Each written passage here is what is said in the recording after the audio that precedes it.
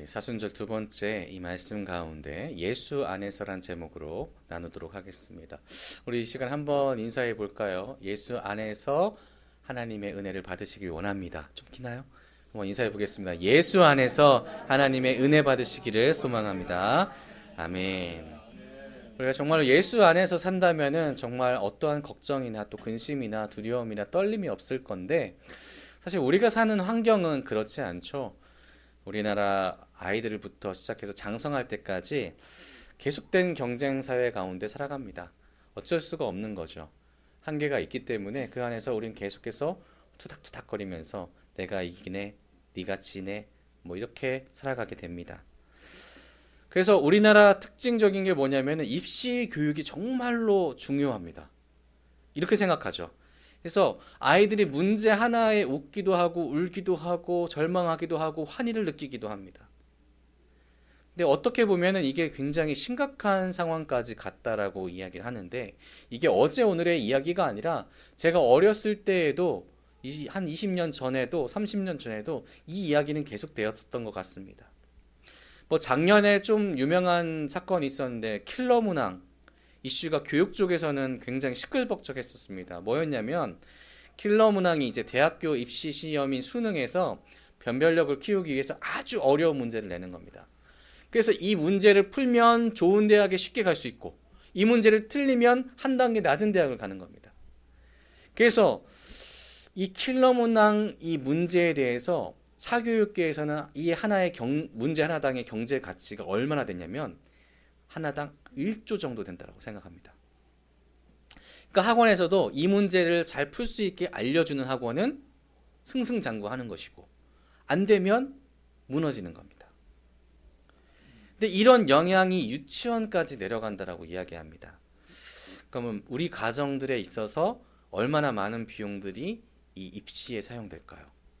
경북일보에서 23년 9월에 이 기사가 떴는데 이런 기사가 있습니다. 한국에서 입시를 둘러싼 사교육 논란은 세계적으로 유명하다. 국가 통계 포털에 따르면 2022년 초중고 사교육비 총액은 약 26조이며 사교육 참여율은 78.3. 그러니까 10명 중 8명은 사교육에 참여하고 있는데 주당 참여 시간은 7.2시간이다. 사교육 참여 학생 1인당 월 평균 사교육은 52만 4천 원. 자세히 보면 초등학생 43만 7천 원, 중학교 57만 5천 원, 고등학교 69만 7천 원이다. 그러니까 가구당 2명만 되더라도 이 비용은 2배로 껑충 뛴다. 그러니까 열심히 돈을 벌어서 아이들한테 거의 근 100에 달하는 돈이 투입이 되는데, 아이가 많으면 많을수록 이 비용은 껑충껑충 뛰어 높아진다는 겁니다. 그러니까 말을 하기 전부터 요즘에는 교육을 시킨다라고 하더라고요. 말하기 전부터. 그리고 뭐 대학교 때까지. 요즘 대학교도 과외받는 시대라고 합니다. 그러니까 얼마나 굉장한 이 열풍들이 있을까요? 은연중에 이것은 우리 아이들부터 시작해서 지금 장성한 저희까지도 계속해서 우리 옆에 있는 지금 옆에 계시는 분들이 나와 함께 갈 동역자나 동행자가 아니라 경쟁자고, 내가 언젠간 저 사람을 밟고 일어서야지만 난 성공할 수 있다는 것을 계속해서 가르치고 있는 겁니다. 이게 그냥 단순하게 1년 된 것이 아니라 10년, 20년, 30년, 40년 계속해서 진행되어 있다는 거죠. 그러니 우리의 청소년들과 청년들, 또 장년된 우리가 서로가 함께 이해하고 나눌 수 있는 따뜻한 사회를 꿈꾸기는 정말로 어려운 것 같습니다. 그래서 요즘에 초등학생 아이들이나 이렇게 보면은 내 옆에 있는 친구한테 뭔가를 나눠주거나 아니면 뭔가 베푸는 것에 대한 인식이 생각보다 없습니다. 내 거는 내 거야. 옛날 같은 경우에는 뭐 우리가 뭘 좀 부족한 친구 있으면 그 친구한테 지우개 잘라서 이거 너 써도 괜찮아 이렇게 할 정도였는데, 지금은 내 거에는 정확한 이름을 쓰고 그 이름을 가진 것이 남한테 가 있다면 너는 도둑놈이야 이렇게 하는 경우도 있다고 합니다. 굉장히 삭막해졌죠. 그래서 우리 예수님을 믿고 있는 우리는 이런 모습을 보면서 어떤 마음을 품냐면 대부분 불편한 감정을 갖습니다. 아, 불편해. 예수님의 마음으로 예수님 안에서 살아간다면 이런 모습보다는 좀 더 따뜻하고 좀 더 나눌 수 있고 좀 더 이해할 수 있는 그런 사회가 됐으면 좋겠는데, 아, 왜 이럴까? 사회 정말 이거 너무한 거 아니야? 이렇게 생각할 때가 있습니다. 하지만 우리의 가정으로 다시금 우리가 눈을 돌리면, 우리가 이웃을 향해 바라보고 있다가 예수의 눈으로 바라보고 있다가 내 가정으로 내 시선으로 다시 돌아보면은 어찌 보면 우리 또한 이 사회가 가르쳐주고 있는 그러한 가치관에서 크게 벗어나지 못하고 있는 그런 삶을 살아가고 있지 않은지 우리 좀 고민해 볼 수 있어야 될 것 같습니다. 근데 문제는 지금 교회들도 그렇게 자신 있게 내가 사회의 가치관보다 예수 안에서의 가치관을 우선하고 있다라고 말하기는 좀 어려운 것 같습니다. 제가 사역을 시작하면서 가는 곳곳마다 들었던 질문이 하나 있는데 그것이 무엇이었냐면은 이것이었습니다. 뭐냐면 어느 신학교 나오셨어요? 이게 장로교 통합만의 조금 특징일 수도 있는데 다른 그 교단 같은 경우에는 그 신대원이 딱 하나 정도 있는 경우가 대부분인데 저희는 7개가 됩니다. 광나루, 그 다음에 뭐 경기도 광주, 뭐 아니면은 저쪽 영남권에 또 호남권에 2개씩 뭐 이렇게 있는데 그러다 보니까 다 질문하는 거예요. 어느 학교 나오셨어요? 저는 처음에는 이걸 왜 물어보나 했습니다. 그래서 아무 생각 없으니까 전 경기도 광주에 있는 서울장신대학원을 나왔습니다. 이렇게 하면은 갑자기 약간 당황하시면서 그렇죠. 경기도 광주에도 신대원이 있죠. 거기 나오셨구나. 그런 거죠. 그러니까 이런 일이 반복되자 제가 좀 드는 생각이 뭐였냐면은 이게 그렇게 중요한 건가? 근데 저는 사실 그 대학교 다닐 때 신학할 생각을 전혀 못 하고 있었거든요. 그러다가 중간에 이제 하나님의 부르심을 받아서 온 경우라서 장로 일명 말하는 광나루에 있는 그 신학교가 신학대학원이 좋은지를 전혀 모르는 겁니다. 왜냐면은 사회적 통념상 봤을 때 그냥 사회적으로 봤을 때 이 하이 클래스에 있는 학교들로부터 줄을 쭈르륵 쏟아보면은 이 학교는 어느 그 중간 어딘가에 있는 학교일 뿐인 거예요. 그러니까 사회적으로 봤을 땐 이 학교는 뭐 그냥 그런 학교지. 내가 굳이 갈 학교도 아니고. 그런 생각을 갖게 되는 거죠. 실제로 더 높은 학교를 바라보고 있었던 상황에서 그거는 뭐 아무런 의미가 없는데.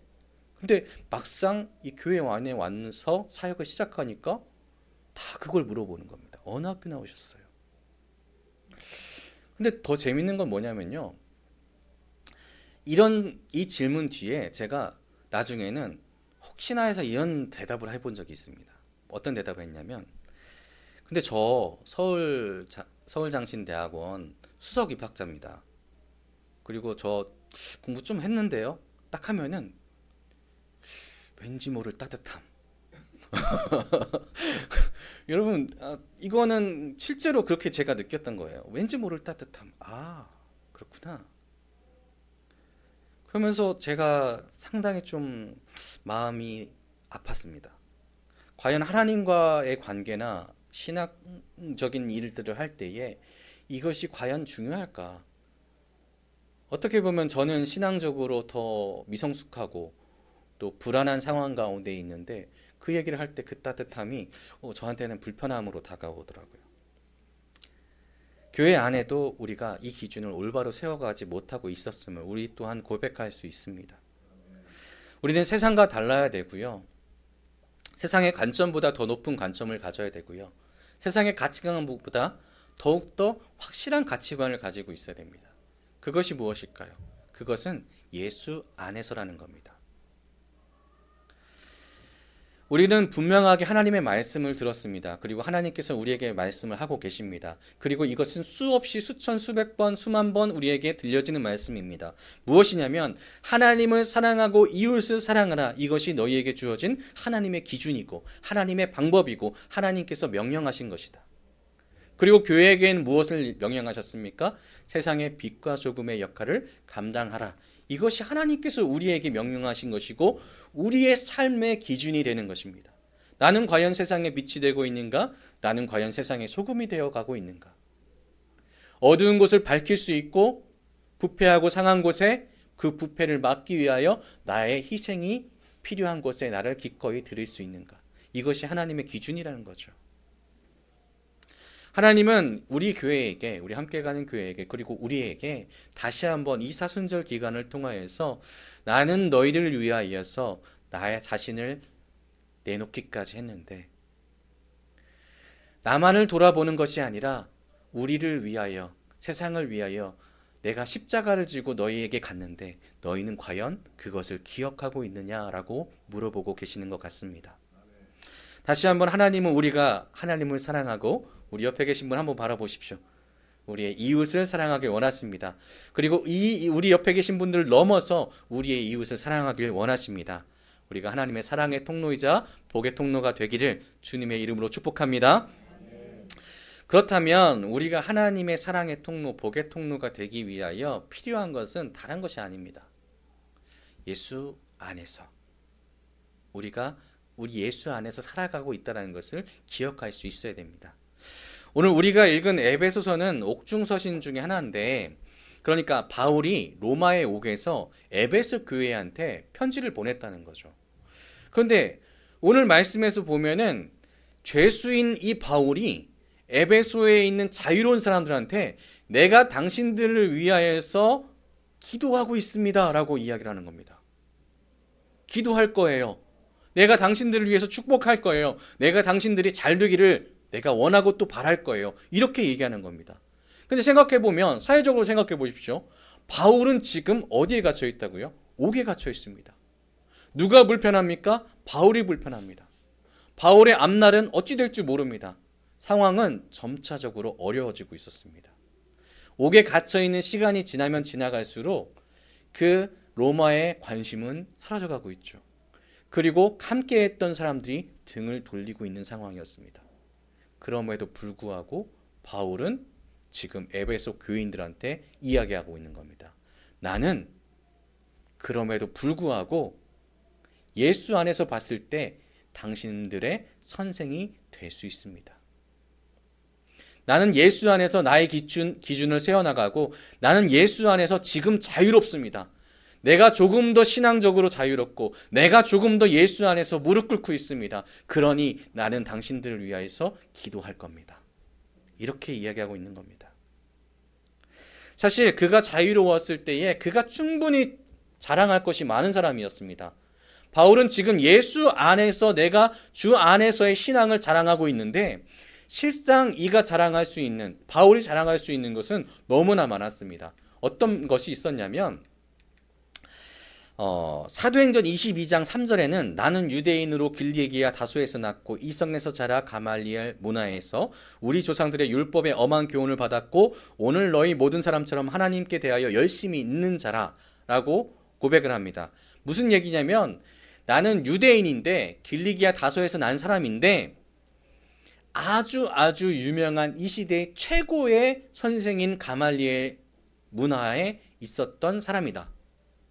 그러니까 최고의 교육을 받은 사람이다. 그리고 엄한 교육을 받았는데 바리새인으로서 굉장히 하나님께 열심히 있었던 사람이다. 그러니까 이 바울이 자랑하려면은 나는 최고의 선생에게 보내질 만큼 유력한 가문에서 살았던 사람이고, 그리고 나는 최고의 교육을 받았고, 그리고 하나님에 대해서 열심을 가진 사람이다. 이것들을 자랑할 수 있었다는 겁니다. 거기에다 특별한 자랑거리가 하나 있었습니다. 무엇이냐면 25절에 가죽줄로 바울을 매니 바울이 곁에 있는 백부장들어 이르되 너희가 로마 시민된 자를 죄도 정하지 아니하고 채찍질할 수 있느냐 하니.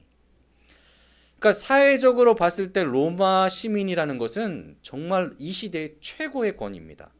무엇이냐면 이때의 세계의 패권을 차지하고 있었던 국가가 로마죠. 그 로마의 시민권자인 겁니다. 근데 이 로마인의 특권은 대단한 것이어서 어떤 게 있냐면 투표권이 있습니다. 그러니까 로마의 시민권을 가지지 못한 어떤 이들도 이방인들은 투표권이 없는 겁니다. 선출할 때.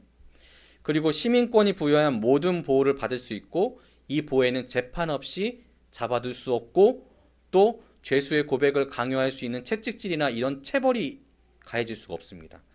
그리고 집안 통치자가 만약에 이 로마 시민권을 가지고 있는 사람한테 함부로 대하면 황제한테 직접적으로 소송을 걸 수 있습니다. 엄청나죠.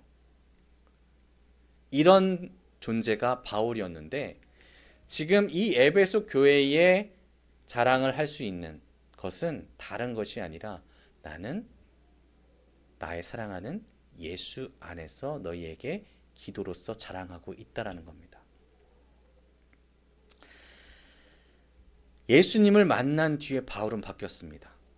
그 전까지는 내가 유력한 가문이고 학식이 뛰어나고 하나님께 충성했던 사람이다. 이것이 내 자랑이었다면 지금 예수님을 만난 다음에 바울이 자랑하는 유일한 것은 내가 예수 안에 있다라는 것입니다. 우리가 만일 예수님을 만났다면 우리는 반드시 이런 고백이 있어야 된다는 것입니다. 나는 다른 것이 아니라 예수님을 만난 것이 자랑입니다. 나는 다른 것이 아니라 예수님이 나를 위해서 돌아가신 것이 자랑입니다. 나는 다른 것이 아니라 예수님과 함께 예수 안에서 살아가는 것이 자랑입니다. 이것이 우리의 고백이 되어야 된다는 것입니다. 그리고 이것이 우리 한 명 한 명 여기 계신 여러분의 자랑이라면, 여러분의 삶의 기준이 됐다면 당연히 성도의 모임인 교회도 이러한 말씀이 선포되고 있는 것입니다. 교회도 예수님으로 인하여서 세워져야 됩니다. 교회에 대해서 우리가 단어를 좀 보면은 이런 단어입니다. 에클레시아 많이 들어보셨죠? 근데 이거를 합성어인데 에크 밖으로, 그 다음에 칼레오라는 부르다라는 겁니다. 밖으로 부르다. 그러니까 어딘가에 있는 누군가에게 그 자리가 아닌 다른 곳으로 이끌어냈다라는 겁니다. 그러니까 교회는 무엇입니까?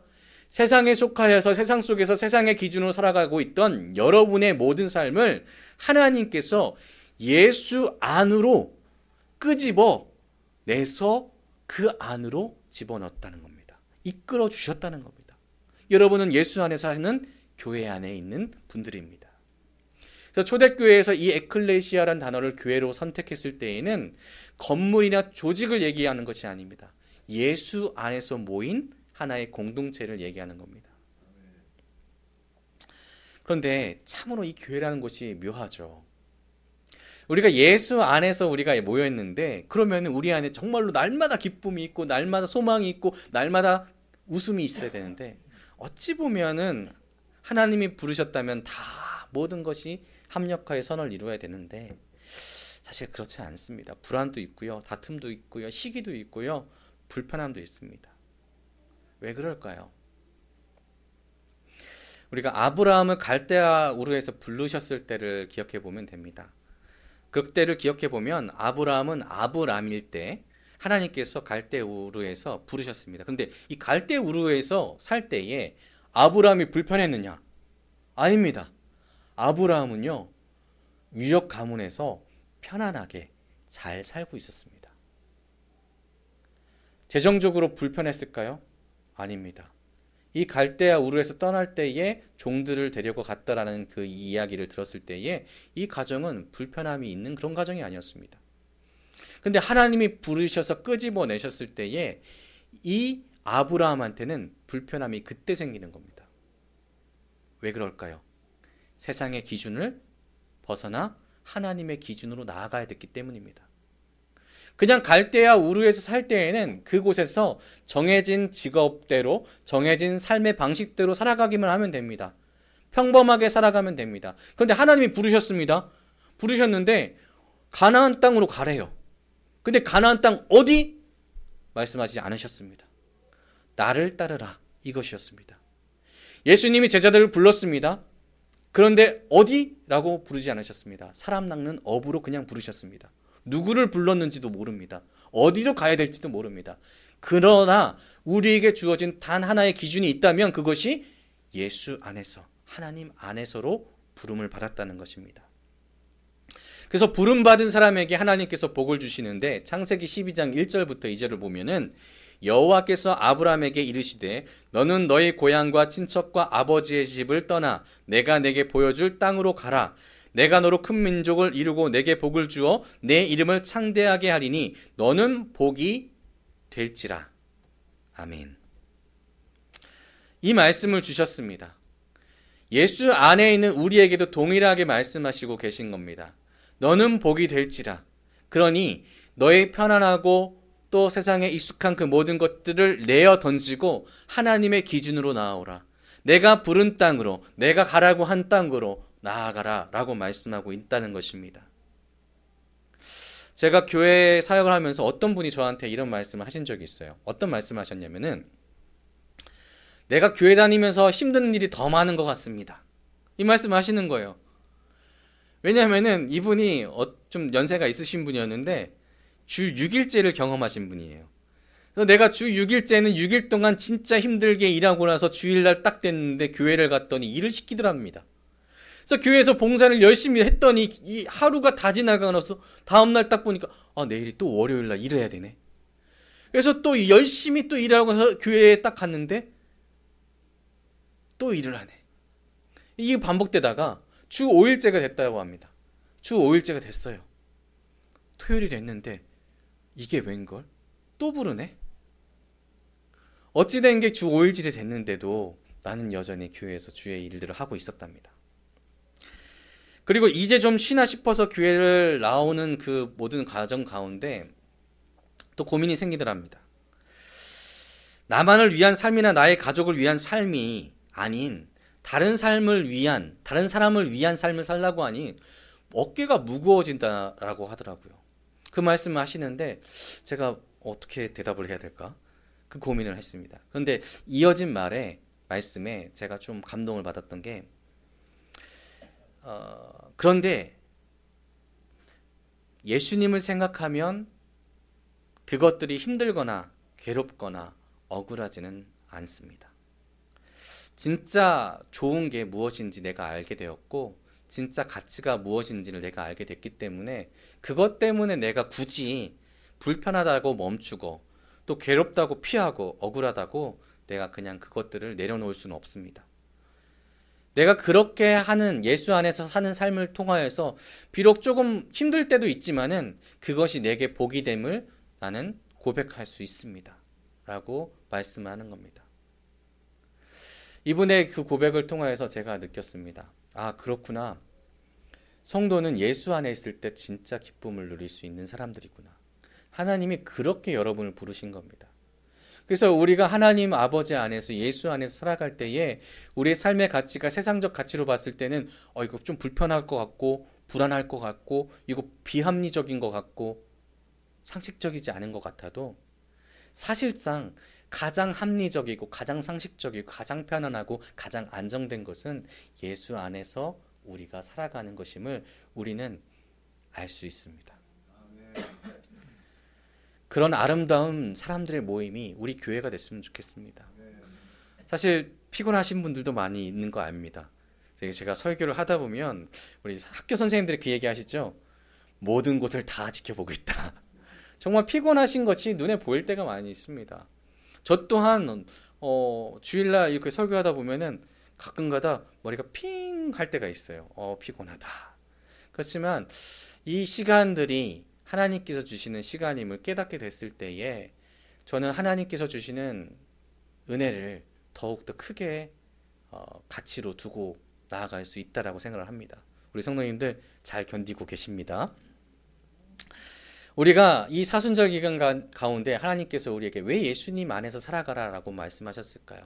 그 이유는 예수님 안에 살면요 당연하게 이러한 마음이 생겨나게 됩니다. 그것은 담대함과 확신입니다. 우리 12절을 함께 읽어보겠습니다. 시작. 우리가 그 안에서 그를 믿음으로 말미암아 담대함과 확신을 가지고 하나님께 나아감을 얻느니라. 아멘. 예수 안에서 우리가 예수님을 믿음으로 말미암아 우리는 담대함과 확신을 가질 수 있습니다. 예수 안에서 우리가 믿음을 가지고 살아간다면 우리는요 자연스럽게 우리 안에 담대함을 얻을 수 있고 확신을 가질 수 있습니다. 그 루마니아의 한 목사님이 계시는데 범브란트 목사님이 계셨습니다. 근데 이 목사님이 공산당에 의해서 끌려가서 수용소에 살고 있었습니다. 근데 워낙에 고통과 이 압박감이 심하니까 괴로운 일들이 많아서 절망감 가운데 빠질 때가 많았다고 하십니다. 그런데 그때마다 이 목사님 무엇을 하셨냐면은 몰래 가지고 들어갔던 성경책에서 나에게 힘이 될 말씀들을 찾았다고 합니다. 그래서 정말로 힘들 때마다 말씀을 찾아서 내게 힘이 될 말씀이 무엇인가 찾고 또 찾았답니다. 근데 어느 순간에 이 목사님이 느끼기에 나는 더 이상 어떠한 고난이 와도 예수 안에서 힘을 잃지 않을 것을 약속할 수 있는 담대함이 생겼다. 라는 그 담대함이 생길 때에 하나님께서 내게 주신 약속이 무엇일까? 몇 개나 될까? 궁금했답니다. 그래서 성경에 내가 체크해놨던 그 말씀들 약속 숫자를 세기 시작했습니다. 몇 개가 됐을까요? 네, 사모님 말씀하신 것처럼 365개 플러스 1입니다. 366개. 왜 365개가 아닐까요? 뭐 퀴즈 대회는 아니지만 그 하루가 더 있는 4년마다 돌아오는 하루가 더 있는 그 날이 있음을 이 목사님이 감동으로 왔다는 거예요. 물밀듯이 감동이 오는데 그래 하나님은 그 하루까지도 세셔서 나에게 366개의 담대함을 줄 수 있는 약속을 주시는구나. 그래서 이 담대함이 충만한 목사님이 그 모든 고난들을 경험하면서도 확실하게 예수 그리스도가 내게 살아있다라는 것을 고백할 수 있었다라고 합니다. 우리를 주저하게 만드는 것들 정말 많죠. 우리가 세상에 복음을 전파하는데 정말 갈등을 느끼게, 그리고 또 내가 예수 안에서 살아가는 것이 불편하게 느껴지게 만드는 것들이 많이 있습니다. 우리가 정말 귀하게 말씀을 전하고 있는데 가짜라고 말하는 사람들이 있습니다. 너희가 믿고 있는 거 가짜야. 그거 하등 필요 없는 것이야. 왜 이렇게 미련하게 살아? 라고 말하는 사람들도 있습니다. 그리고 그 우리의 귀한 말씀들을 조금 비틀어서 잘못된 곳으로 이끄는 이단들도 있습니다. 그리고 신은 없다라고 고백하는 사람들도 있습니다. 그리고 우리에게 귀한 선물을 주신 하나님의 은혜를 빼앗으려고 하는 마귀들도 우리의 주위에 너무나도 많이 있습니다. 예수 안에 있다라고 말을 하고 있지만 우리는 동시에 이 세상 가운데 살아가고 있기 때문이죠.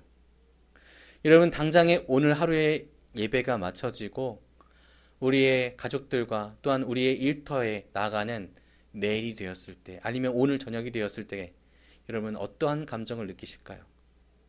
내가 예수 안에 살아가고 있다는 감정을 느끼실까요? 아니면 나는 세상 속에 또 빠졌구나 라는 세상 감정을 느끼실까요? 우리는 하루하루 살아가면서 기억해야 되는 것이 많이 있습니다. 하지만 가장 중요한 것은 우리가 예수 안에서 사는 것이 가장 중요하다는 것을 기억하셔야 됩니다. 오늘 13절 말씀이 있습니다. 우리 마지막으로 한번 읽어볼까요? 시작. 그러므로 너희에게 구하노니 너희를 위한 나의 여러 환난에 대하여 낙심하지 말라. 이는 너희의 영광이니라. 아멘. 분명히 12절에 말씀하시기를 예수 안에 있는 우리에게 믿음으로 말미암아 담대함과 확신을 줄 것이라고 말씀하십니다. 그러나 13절에는 우리에게 그 담대함과 확신을 가지고 있는 너희에게 분명하게 오는 것은 환난도 올 수 있다라고 이야기합니다. 그러나 우리에게 말씀하시는 것이 더 있죠. 낙심하지 말라. 담대함과 확신을 지키라. 너희의 믿음을 지키라. 예수 안에서의 삶을 지키라. 그렇게 사는 것이 너희의 주어진 하나님께서 여러분에게 예비하신 영광이니라 라고 오늘 말씀은 이야기하고 있습니다. 사랑하는 우리 성도 여러분, 우리 예수 안에서 살아가는 사람들, 예수 그리스도를 믿는 우리들, 예수로 인해서 모였고 세워져 가는 사람들, 예수 그리스도의 아름다운 이름을 전파하는 복된 발걸음들, 예수 그리스도가 핏값으로 산 하나님의 택하신 백성들, 바로 우리입니다. 그리고 우리 교회입니다. 우리가 이 세상 가운데 정말로 잘 견뎌냈으면 좋겠습니다. 그리고 하나님께서 예비하신 것들을 받으셨으면 좋겠습니다. 천국이 누구의 것입니까? 나의 것입니다. 여러분에게 주어진 것입니다. 하나님께서 예비하신 영광, 천국의 자리가 여러분의 것입니다. 예수님께서 핏값으로 산 하나님의 귀한 예수님 자리가 누구십니까? 바로 나이고 우리입니다. 이것을 잊지 마시고 지켜나갈 수 있는 우리 모든 함께 가는 교회 성도님들 되셨으면 좋겠습니다. 사순절 기간 가운데 예수님 잊지 마십시오. 예수님을 기억하십시오. 십자가를 통하여서 천국을 바라보십시오. 그랬을 때에 하나님께서 여러분에게 담대함과 확신을 더하실 줄로 믿으시길 바랍니다. 기도하겠습니다.